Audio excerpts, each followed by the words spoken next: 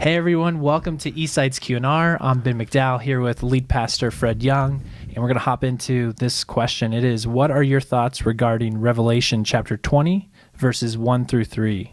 It says this, "And I saw an angel coming down out of heaven, having the key to the abyss, and holding in his hand a great chain. He seized the dragon, the ancient serpent, who is the devil, or Satan, and bound him for 1,000 years. He threw him into the abyss and locked and sealed it over him to keep him from deceiving the nations any more until the 1,000 years were ended. After that, he must be set free for a short time." So there's a lot happening there. Yeah, a lot happening in that passage. And let me just begin by saying that of all of the books of the Bible, the book of Revelation is the most difficult to interpret. Sure. Simply because of its its genre. It's apocalyptic literature. It's full of symbolism. It's full of metaphors. So it makes it very difficult to interpret, because just the passage you just read talked about dragon and serpent and 1,000 years and Satan being in chains. I mean, are we to take this literal?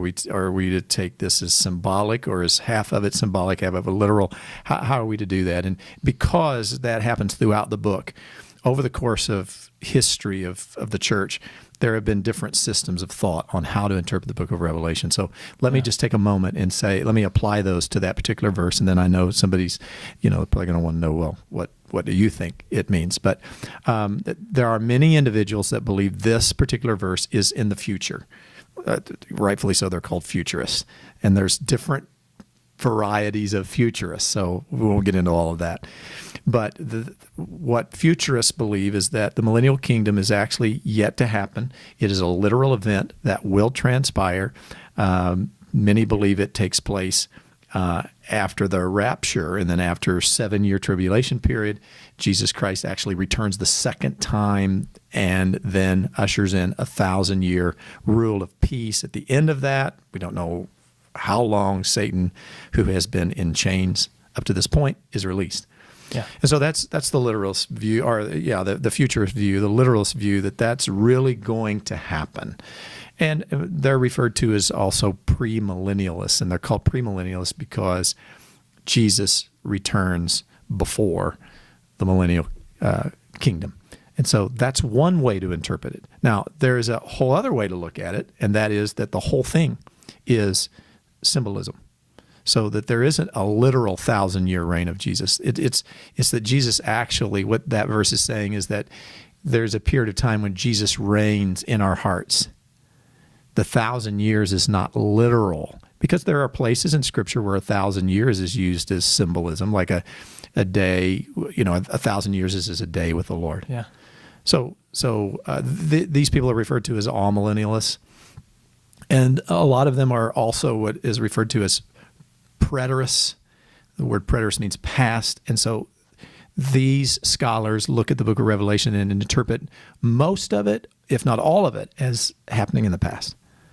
All right, so they don't view that passage as being a literal event. It's a symbolic event. And then there are a group of individuals. It used to be bigger than it is today. It's actually dwindling. They are called postmillennialists, and they just believe that Jesus Christ will come back to earth after the millennial, not before. That actually the gospel will reach all peoples, not everyone in personally, but every corner of the world the gospel will be reached, and it kind of ushers in an era of peace here on earth that actually brings Jesus back. So that's kind of a quick overview. Yeah, that's real quick. Real quick. A fly overview of what is happening in how different people view Revelation. Now, chapter 20, verses 1 through 3, the millennial kingdom. I know for many of you, you're wondering, well, Pastor Fred, what do you think? And I was raised under the futurist post-millennial view that this was a literal event. And, I've used this illustration on a couple of issues that when we've been answering some questions and we've been talking, kind of the Supreme Court illustration, if you will, that there's 9, justices, and some decisions are 9-0. They're crystal clear, and everybody knows, and they agree on it. Some are 7-2, some are 5-4.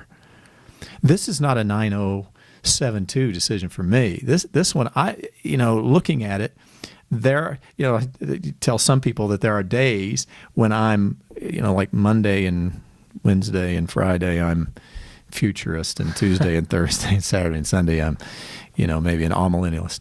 Well, it's safe to say that there's smart people in each camp, and right. This debate's been going on for a really long time. Perfect. You're absolutely right.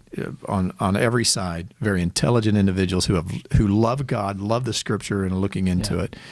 I would have to say right now, just for me, I probably lean more toward the symbolism.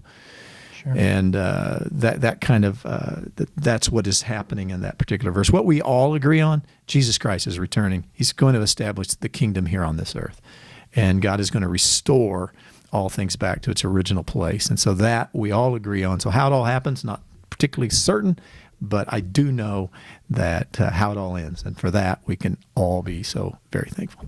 Yeah. Thank you for your question, and look forward to seeing you next time. Yeah, that's good. That's good.